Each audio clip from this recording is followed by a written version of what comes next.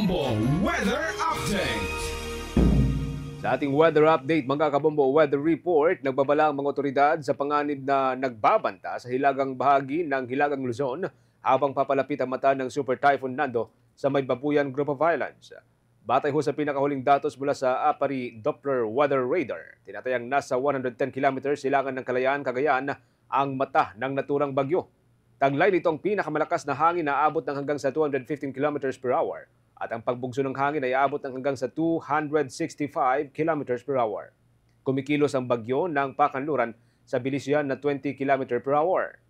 Nakataas po ang signal number 5 sa Babuyan Group of Islands. Signal number 4 naman ang nakataas sa katimugang bahagi ng Batanes, kabilang po dito ang mga bayan ng Basco, Mahatao, Ivana at maging ang Uyugan at ang bayan ng Sabtang. Nakataas din po ito sa hilagang bahagi ng mainland Cagayan at hilagang bahagi ng Ilocos Norte. Samantala, nakataas din ang signal number 3 sa natitirang bahagi ng Batanes. Kasama dito ang gitnang bahagi ng mainland Luzon, Hilaga at gitnang bahagi ng Apayao Province at natitirang bahagi ng Ilocos Norte.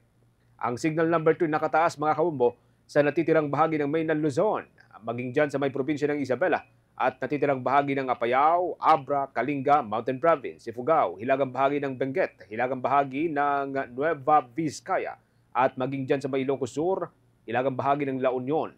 Samantala, ang signal number 1 ay nakataas naman sa ilan pang mga probinsya. Makikita ho ninyo, mga kabombo, para po sa mga viewers natin, ang listahan po nitong mga lugar na nasa ilalim ng tropical cyclone wind signal, mga kabombo. Balik ko tayo sa signal number 1. Nakataas po ito sa Quirino Province, natitirang bahagi ng Nueva Vizcaya, Benguet, La Union, Pangasinan, Aurora, Nueva Ecija, Bulacan, Tarlac, Pampanga, Zambales at maging ang hilagang bahagi ng Quezon Province, kabilang ho dito yung mga isla ng Pulilio.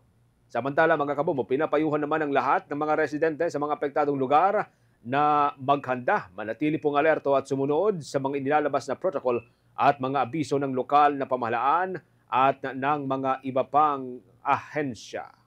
For the most trusted source of news and information, visit our website at www.bomboradio.com. Follow us on Bombo Radio mobile app, Facebook, YouTube, TikTok, and X, formerly Twitter. Like, share, and stay connected. Anytime, anywhere.